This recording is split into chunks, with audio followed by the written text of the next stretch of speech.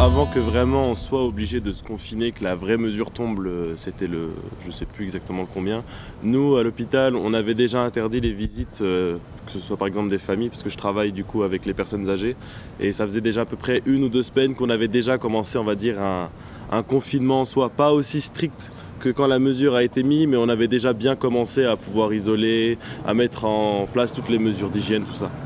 On s'y attendait, parce que du coup quand on a commencé à devoir mettre tout en place, on savait qu'on allait affronter quelque chose de grand, quelque chose de très compliqué.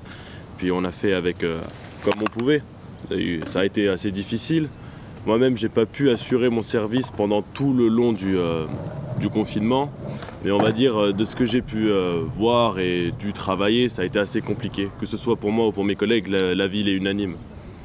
Après c'est pour ça, là on va dire le déconfinement fait un peu de bien dans le sens où là maintenant je peux un peu, on va dire, me dépenser plutôt que de rester enfermé, surtout que je vis tout seul. Mais ouais, ça a été assez compliqué en somme. Les mesures d'hygiène ne sont pas tombées tout de suite, et qu'on a vu une évolution dans les services qui a été assez drastique au niveau que ce soit des mesures d'hygiène ou même de voir les patients de l'État. Enfin, c'est assez dur de voir parce que du coup, les personnes âgées dont on s'occupe, il y a des personnes qu'on a depuis des années et des années. Après, moi, je suis quand même un jeune du service, mais de ce que j'ai compris, il y en a qui sont là depuis des années. Et, on va dire que le corona a fait des ravages, quoi. Ça a touché plein de gens et ça a touché autant les soignants que les soignés. Il y avait, je pense surtout ce qui était le plus compliqué, c'était le stress. Le stress de l'équipe.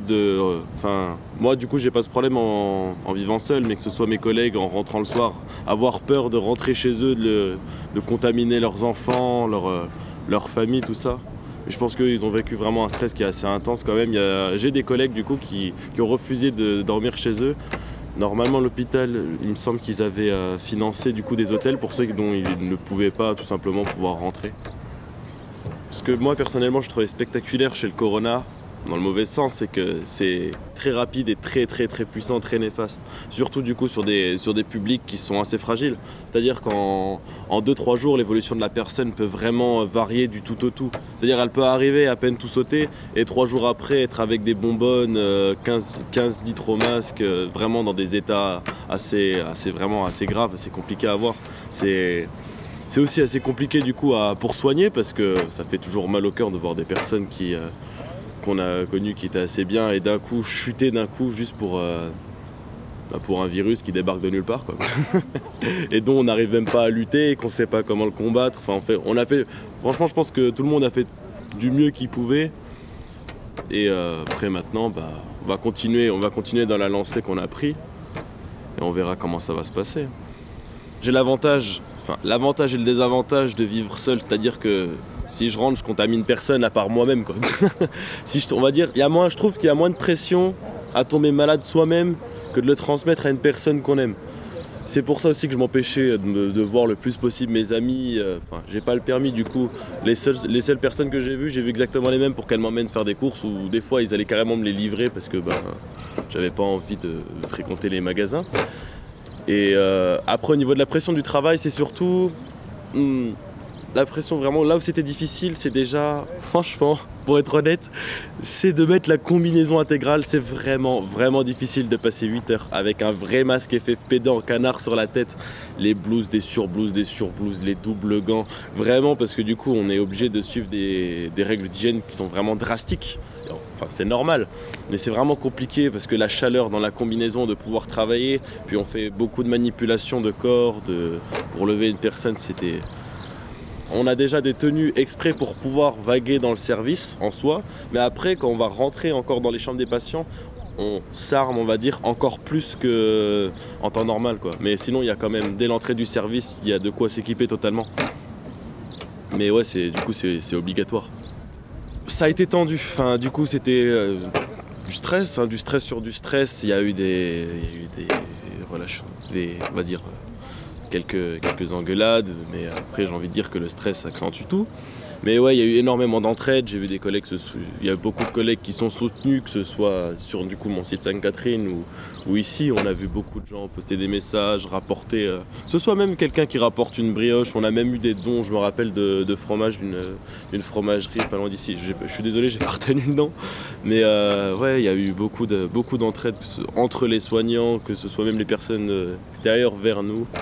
Un perso, j'ai ressenti, ça fait du bien, quoi. Ça a permis non plus que ça éclate pas, tout simplement, parce que on a eu aussi des soignants malades et géré tous les arrêts maladie. Et moi-même du coup, j'ai subi l'arrêt maladie, que ce soit par l'épuisement, par les maladies, patati patata, quoi. Mais ça a été, mais le pire, c'est que ça a soigné l'ensemble du corps médical. C'est pas que les soignants, parce que souvent on les oublie aussi, mais il n'y a pas que les soignants, on va dire, qui avons mal, il y a tout l'ensemble, que ce soit les cadres de santé, que ce soit les personnes qui s'occupent s'occuper du ménage, que ce soit les cuisiniers, tout ça, faut aussi les féliciter aussi, parce qu'ils ont dû aussi s'adapter à nos méthodes de travail, à devoir changer une organisation du tout au tout. Parce qu'avant, beaucoup, on avait par exemple un truc ça peut être des mesures très simples, comme par exemple pour éviter de faire des allers-retours de la maison à chez soi. Avant, on avait des horaires coupés, c'est-à-dire qu'on travaillait le matin, on avait 2-3 heures entre et on venait le soir pour redonner un coup de main.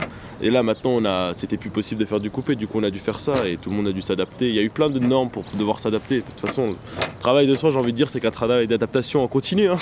C'est qu'une perpétuelle évolution. J'ai vu des soignants avoir encore plus de hargne pour combattre. Il y en a qui ont abandonné, et ce qui a été difficile aussi, je pense, c'est aussi au niveau des VISIPSI, du coup, pour les étudiants, que ce soit les aides-soignants ou les élèves infirmiers. J'en ai vu quelques-uns qui ont lâché l'affaire, ça les a dégoûtés du métier en soi, mais après je comprends que ce soit par la peur, par la quantité de travail du coup qu'ils ont subi, hein. Après, normalement, ils sont censés avoir quand même, on va dire, une récompense d'être payés à peu près comme nous, du coup, pour les périodes, parce qu'il y en a énormément. Il y a énormément d'étudiants qui ont été rappelés pour venir en renfort et pas en tant que stagiaire, vraiment en tant que soignant complet. Et j'espère bien qu'ils vont être récompensés à leur travail, parce que franchement, pour être franc, sans eux, je sais pas comment on aurait fait.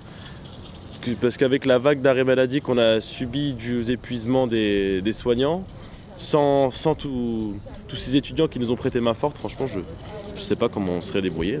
Ouais, on aurait encore su s'adapter, je pense, mais on n'aurait pas pu travailler aussi bien comme on l'a fait, tout simplement. Je veux pas parler de notion de bien et de mal, on essaie toujours de faire du mieux qu'on peut, mais ça aurait été vraiment très compliqué. Quand on est rappelé ou s'il y a un problème en soi, ce qui est plutôt pratique du coup, c'est que je suis sur place directement, je peux venir tout de suite. Après, c'est vrai que pour, on va dire, s'aérer ou se dépayser, c'est pas très pratique, quoi. Mais non, en soi, je trouve pas que c'est une grosse contrainte. Justement, moi, je préfère être près de mon lieu de travail, que dès qu'il y a un problème ou si je suis en retard. Au moins, j'ai pas grand-chose, j'ai pas beaucoup de chemin à faire. Franchement, auprès des habitants du quartier même, franchement, elle était bien respectée. J'ai vu personne déjà dans le skatepark, mais vraiment il n'y a jamais eu personne. Que ce soit en bas, c'était rare que je voyais des allers-retours. Souvent les gens que j'ai voyais, c'était juste pour aller déposer leur poubelle.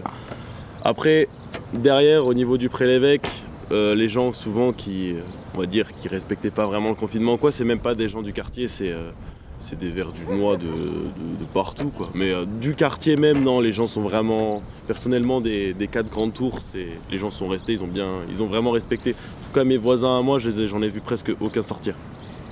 En parlant avec beaucoup de monde, j'ai vu qu'énormément de monde avait compris qu'il fallait respecter le confinement, que ce soit en direct ou même sur les réseaux sociaux.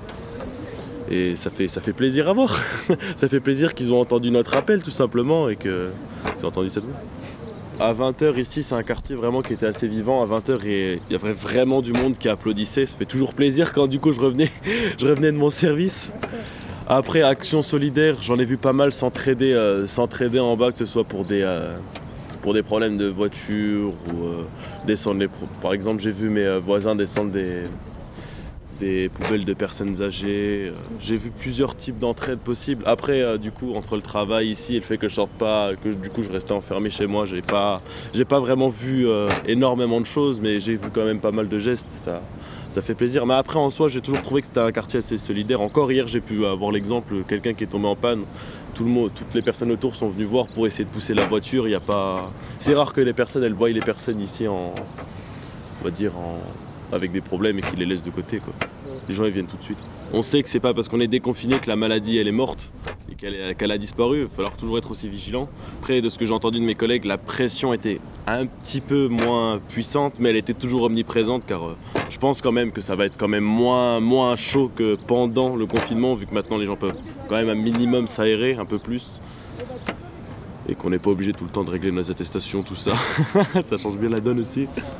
Personnellement, du coup, j'ai été faire en plus mes courses le premier jour du déconfinement et j'étais assez heureux et surpris de voir qu'il n'y avait pas énormément d'affluence dans les magasins. Franchement, pour être franc, je m'attendais vraiment à une influence comme un jour de solde où tout le monde se rentre dedans, qu'ils auraient eu du mal à respecter, comme au tout début du confinement, on a pu voir des ruptures de stock sur des trucs inutiles.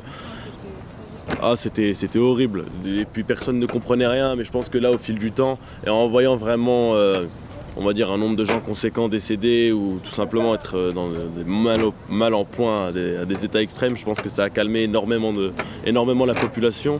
Après, du coup, moi, je les encourage à rester dans cette voie, c'est-à-dire à pas s'amuser à faire n'importe quoi. C'est-à-dire à pas aller s'affluer, on va dire, je vais reprendre un exemple sur le quai de Londres, à se mettre à 200, un truc qui sert à rien. Je vais bientôt partir dans le domaine du son, parce que en fait j'ai toujours aimé autant le soin que le son, mais bon, on va dire que le son est beaucoup plus difficile d'accès. Mais après je pense que je continuerai les deux, tout simplement les deux en même temps. Je reviendrai au soin un jour où j'aurai fini le son. Là on a bientôt une mixtape qui sort, qui s'appellera Covid, d'ailleurs qui s'appellera Covid-20. Parce qu'en fait on a réussi à monter une mixtape juste pendant tout le temps du confinement. Là, ça y est, c'est bouclé, on a encore quelques réglages à faire, ça devrait sortir bientôt d'ici un mois, je pense, un mois et demi. On a un studio d'enregistrement qui est dans le centre-ville. Et soit je rentrais et je travaillais sur le son directement de chez moi, ou je me rendais de temps en temps au studio du coup pour travailler le son. Et ouais, moi c'était mon échappatoire, ça a toujours été mon échappatoire en soi. Encore là, du coup, j'étais en train d'écrire et de voir pour une future composition. Mais ouais, moi ça a été ma méthode. Après, je pense qu'il y a aussi beaucoup de gens qui étaient plus à vif que moi parce qu'ils n'avaient pas d'échappatoire.